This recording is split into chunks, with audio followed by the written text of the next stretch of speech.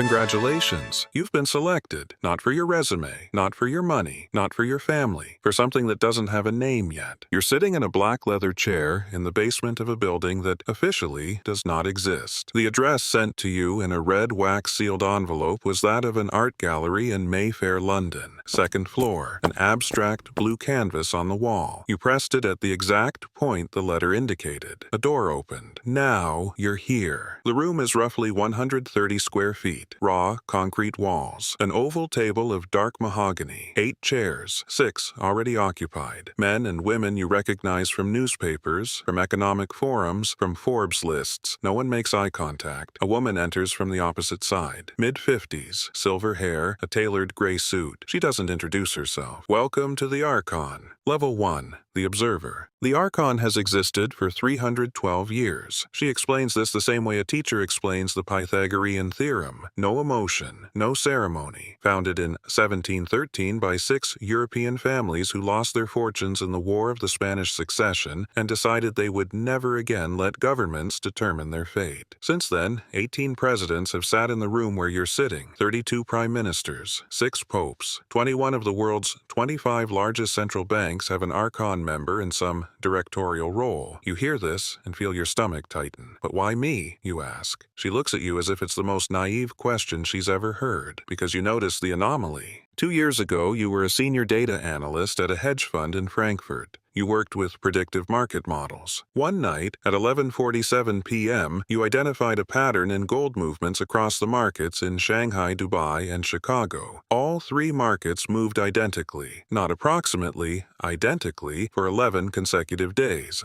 A 99.97% correlation. Statistically impossible without intentional coordination. You wrote an internal report. Your boss filed it away. You were promoted 3 weeks later. What you didn't know, your report was read by other people before it was filed. Those people were in the Archon. You weren't promoted for merit, she says. You were placed under observation. You look at the screen. 2 years of logs. Every email you sent, every Google search, every credit card transaction, every conversation in your office. A camera you never noticed, installed in the frame of a picture you yourself chose to decorate your desk. They saw everything, and they remained interested. This should be frightening, but you feel something else, something slightly embarrassing to admit. You feel chosen. Level 2, the Initiate. You sign 3 documents that night. The first is an NDA. Not the corporate kind, the kind that has a specific clause in paragraph 7, subsection C, referencing irreversible personal and financial consequences in the event of breach. You don't ask what that means, you sign. The second is a transfer from an offshore bank account in the Cayman Islands to your name.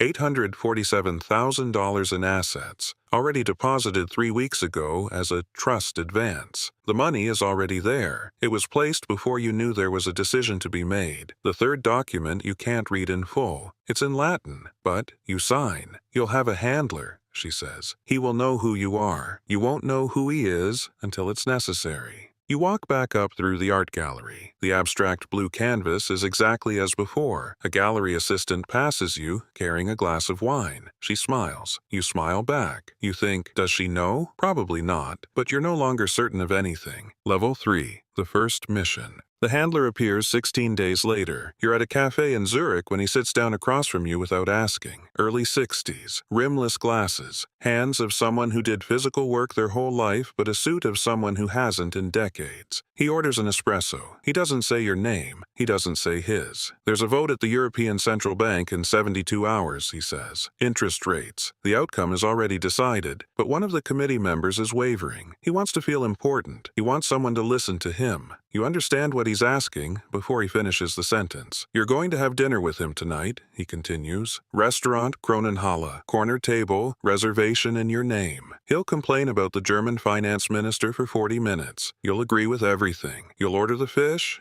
You'll let him talk. When he's done, he'll feel like you're the most intelligent person he's ever met. And he'll vote the way he needs to vote. And what's the right outcome, you ask? He looks at you over his glasses. For the European market, the wrong one. For us, the right one. You order the fish that night. The committee member talks for 43 minutes about the German finance minister. You agree with everything. When the check arrives, he insists on paying. You let him. 2 days later, the rate rises 0.25%. The markets react exactly as the Archon predicted. A specific fund, registered in Delaware as an LLC called Aurelius Capital Partners 3, nets 43 million euros in 18 hours. You receive an encrypted message at 6:17 a.m. Good work. Level 3 complete. You go take a shower. You stay under the hot water for a long time, but you don't think about leaving. Here I have a question for you. You find out that on that night at the restaurant, the decision you helped move cost 12 million euros in losses to pension funds belonging to Belgian and Portuguese workers,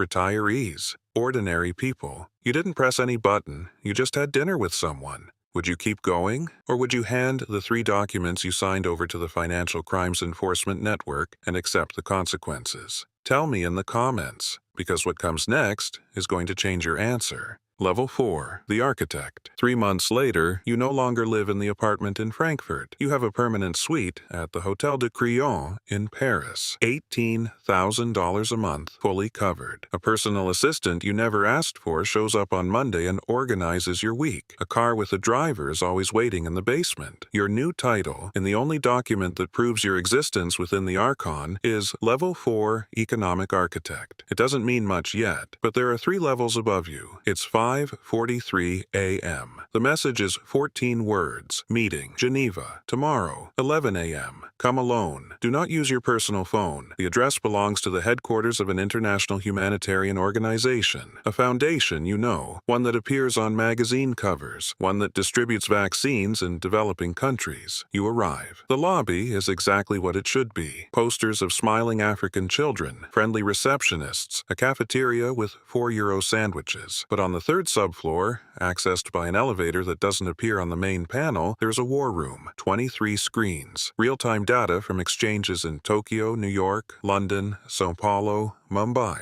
Maps with red dots pulsing over regions of political instability. An entire wall dedicated to a single number that changes every 11 seconds. You'll understand later that this number is the Archon's internal geopolitical temperature index, a proprietary metric fed by 4,300 simultaneous sources, embedded journalists, paid diplomats, traffic sensors in strategic capitals, social media sentiment analysis, military procurement records. A man you recognize, you saw him twice in Davos and once on a cover of The Economist, hands you a tablet. Northern Syria, he says. There's an agricultural commodity collapse underway. We're considering accelerating or slowing it. We need an impact model for the next 72 hours. You look at the screen. These are real lives. These are real markets. This is real power. And you feel something you didn't expect to feel. You feel at home. This is the second mistake. The first was signing. The second is liking it. Level 5, the wait. 6 months inside the Archon, you learn what no one told you before you signed. There's no voluntary exit. It's not an explicit threat. It's a structure. You know too much. The documents you signed contain clauses that across 3 different jurisdictions, Liechtenstein, Singapore, and a special zone in the Marshall Islands, make you civilly liable for financial movements you never touched. If you leave and talk, it's not a bullet waiting for you, it's an audit. It's a legal process that consumes 10 years and every cent you have. It's your reputation destroyed methodically, piece by piece, using exactly the data they collected on you before they recruited you. They don't need violence. They have something more efficient. They have lawyers. You think about your sister in Stuttgart. She doesn't know where you work. She knows you're doing well. You send her $4,000 a month with no explanation. She stopped asking. You think about her when you open today's report. A presidential election in South America. A candidate funded by interests that diverge from the Archon's portfolio. A disinformation campaign already underway, not run by you, by a branch they don't officially control. You've been asked to validate the projected impact numbers. You validate them. The candidate loses by 3.7 percentage points. You receive a $120,000 bonus. You go to the bathroom and stare at yourself in the mirror for 2 minutes. Then you close the laptop and order room service. The top. In the 10th month, you're invited to a meeting that happens once a year. 42 members around a table. Some you recognize, most you don't. They came from 12 countries. 2 of them are active heads of state. You'll never know which countries. They're referred to only by numbers. The agenda is what they call cycle calibration. You learn, in that room, that the Archon does not react to the world. The Archon decides how long the world takes to react. Financial crises don't happen by accident. They happen when someone decides it's time to consolidate assets. Trade wars aren't about ideology. They're about who controls which commodity routes for the next 30 years. Pandemics aren't managed by governments. They're managed by whoever finances the labs, the supply chains, the information channels. You're sitting in that room. You are one of the 42. And it's exactly here that you understand the final trap. You are not in power. You are the power. And there is no more dangerous distinction than that, because power has no address, no face, no byline in a newspaper. Power exists precisely because no one can prove it exists. And you, now, are part of the reason no one can prove it. You look at the oval table, dark mahogany, the same 12 chairs, different people. You think, how many before me sat here and ran the same calculation?